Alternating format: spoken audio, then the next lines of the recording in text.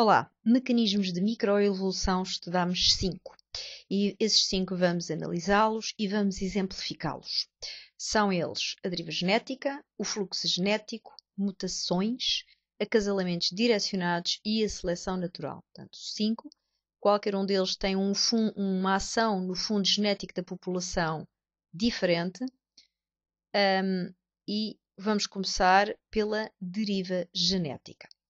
Ora bem, quando se fala de deriva genética, e recordando a definição que vocês viram, a deriva genética é a alteração da frequência de alelos de um gene de uma população devido à aleatoriedade ou acaso dos processos de sobrevivência e de reprodução.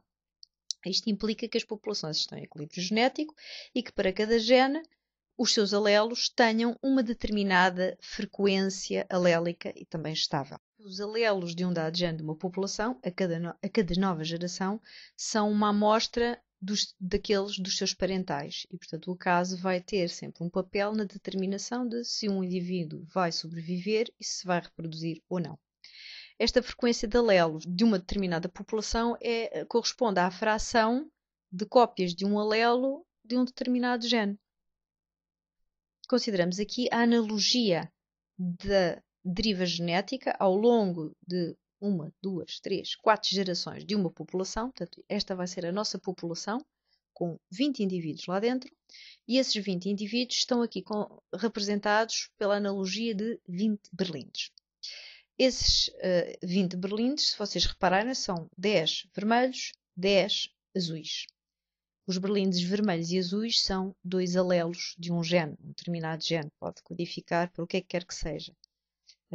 Pele azul, pele vermelha, por exemplo. Ora, se esta população está em equilíbrio, a cada nova geração os organismos vão se reproduzir de uma forma aleatória. E a reprodução é aqui, nesta gravura, ou nesta figura representada, pelo retirar aleatório de 20 berlindes do frasco parental,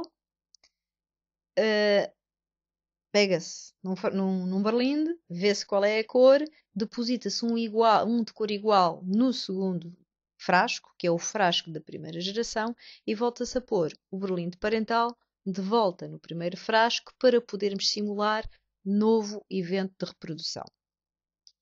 Relembrem que a probabilidade de se retirar um berlinde de uma determinada cor vai depender da frequência que ele tem na população inicial e, portanto, nós vamos ter sempre de repor o berlinde inicial no frasco para podermos, no fundo, terminar a simulação de cada um destes eventos de reprodução para a segunda geração. Portanto, esta aqui seria a primeira geração do parental.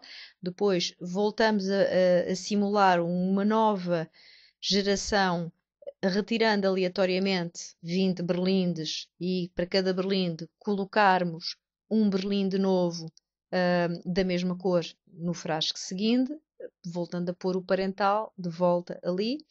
E isto sendo uma simulação, nós podemos experimentar N simulações e ter esta deriva no número de representantes dos berlindes vermelhos e azuis ao longo de gerações de berlindes é o fruto do acaso, da aleatoriedade, fala-se das probabilidades. Quanto menor for o número de indivíduos da minha população original, maior vai ser a deriva genética. E é isso que se procura aqui representar.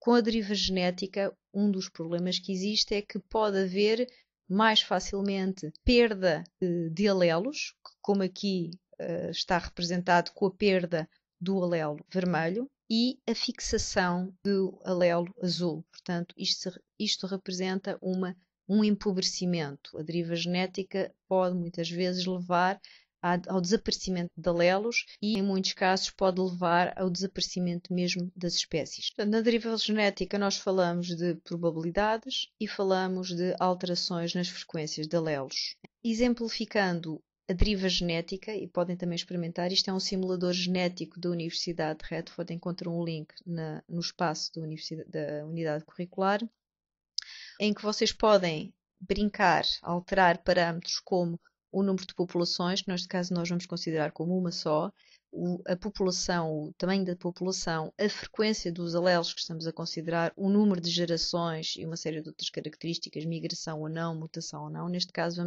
vamos pelo mais simples. Temos uma população. Vamos começar com uma simulação para 5.000 indivíduos, dois alelos, que são o alelo representado por P e Q, azul claro e azul escuro, os dois em equilíbrio nesta população a 0,5, portanto a frequência alélica 0,5, e o que acontece ao longo de 200 gerações, para 5.000 indivíduos iniciais, é que há uma pequena variabilidade genética, uma pequena deriva genética relativamente à frequência alélica inicial. No entanto, se nós baixarmos a população inicial, se fizermos uma simulação para 500 indivíduos, vamos encontrar uma variabilidade genética maior, uma deriva genética maior relativamente àquela que era encontrada inicialmente. Quando passamos para uma população de 50, a deriva genética é muito maior desde o início e acaba por resultar na fixação do alelo azul claro e na perda total do alelo azul escuro. E isto é apenas um exemplo, vocês podem experimentar várias vezes estas simulações. Exemplos. O bisonte europeu na antiguidade habitava uma vasta área que se estendia desde as ilhas britânicas, a Península Ibérica, a Sibéria, noroeste do Irão, por aí fora. No entanto, no início do século XX estava praticamente extinto, fundamentalmente por ação humana, diga-se, que o utilizavam tanto para a alimentação, mas também para a utilização dos chifres como copos durante a Idade Média. Desde então, portanto, desde o início do século XX até agora, os planos de conservação do bisonte resultaram no aumento dos seus efetivos para cerca de 4.000 indivíduos que se encontram em diversas áreas de conservação, mas que provêm de apenas 12 indivíduos originais, os sobreviventes 12 do início do século XX. E esses 12 representavam realmente um fundo genético muito pobre, o que faz com que esta espécie, o bisonte europeu, seja uma espécie com uma série de problemas de saúde e é hoje considerada uma espécie, em termos de conservação, ameaçada e vulnerável.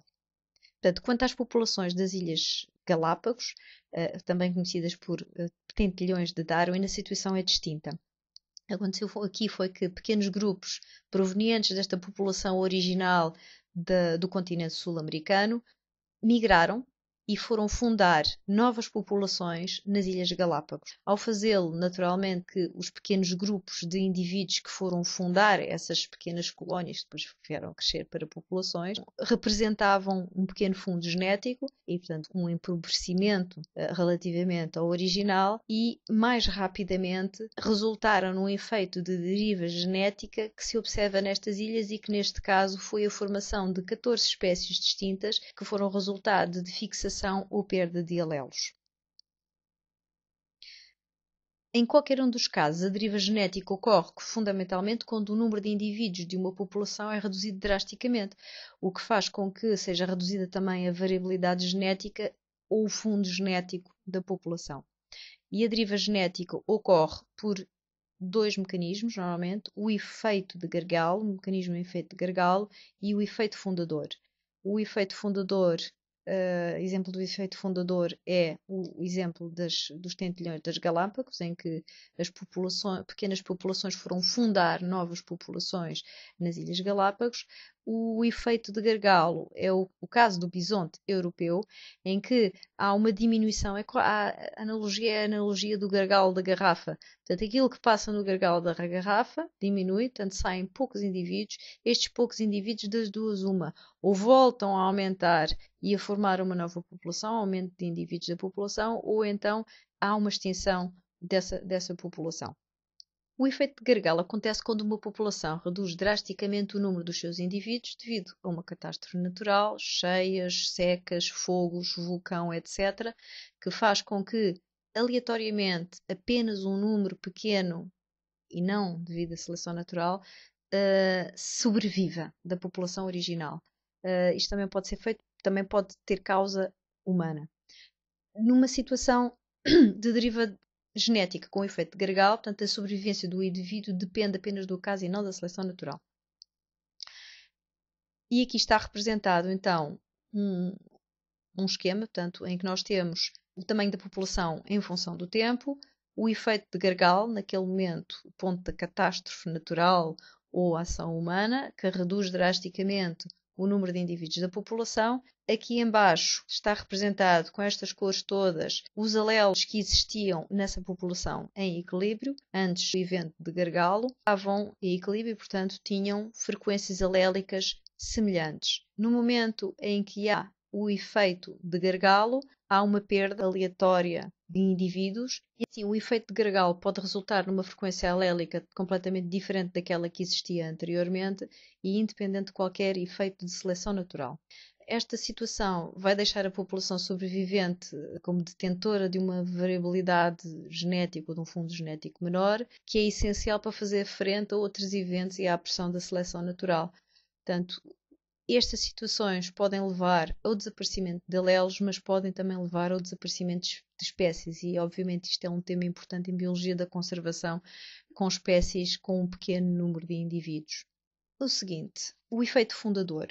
O efeito fundador pode ser considerado um caso particular do efeito de gargalo e ocorre quando um pequeno número de indivíduos se separa da população original e vai fundar uma nova população. Esta redução do número de indivíduos e, portanto, a consequente redução da variação genética ou variação alélica mais facilmente leva à deriva genética e à perda de alelos. O efeito fundador é importante no estudo da ecologia insular, como no caso das Ilhas Galápagos, o estudo dos tentilhões e das tartarugas de Darwin. O que é que aqui isto representa? Temos a população original com a sua variabilidade genética, uma subpopulação que vai sair e que vai migrar para as ilhas, que, enfim, tem uma composição alélica diferente, a frequência alélica é diferente, e que ao longo das gerações vai sendo alterada e mais facilmente vai levar à perda de determinados alelos e à fixação de outros. Temos seguidamente o fluxo genético. Ora, o fluxo genético diz a definição que é a alteração do fundo genético devido a migrações entre populações. E isto pode ser exemplificado aqui nestes dois casos. No caso de migração de animais, temos duas populações que estão separadas, tem uma barreira geográfica entre elas.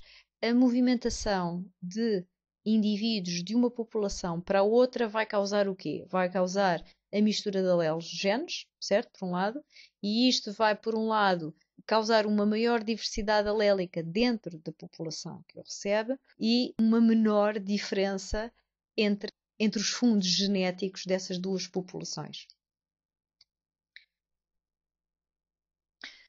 Mutações. Mutações são alterações da sequência de nucleótidos do genoma de um organismo.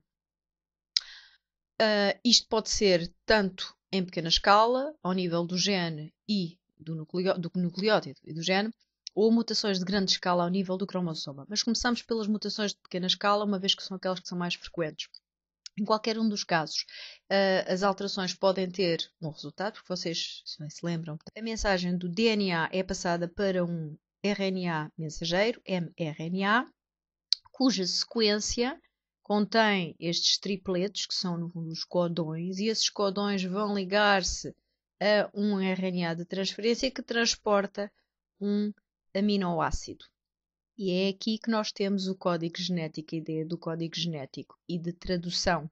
Traduzimos a informação que está numa sequência de ácidos nucleicos para uma sequência de aminoácidos, portanto, no fundo é como que letras diferentes, é um alfabeto diferente. No primeiro temos citosinas, guaninas, citosinas, uracilos, etc. E no segundo passamos a ter moléculazinhas que são as argininas, valinas, serinas, que são os aminoácidos. Bom, e se vamos então considerar uma mutação pontual, por exemplo, de substituição, em que há a substituição de uma guanina para uma adenina. Em que sítio? Deixa ver.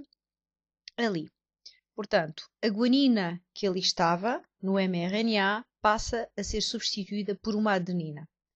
O que significa que este codão que aqui está já não vai ser codificado para uma valina, que é um aminoácido, mas para uma isoleucina, que é outro aminoácido. E estas diferenças na sequência de aminoácidos vão originar alterações nas proteínas, e as proteínas poderão eventualmente ter ou funções diferentes, ou não ser alterada a sua função, ou perder completamente a sua função.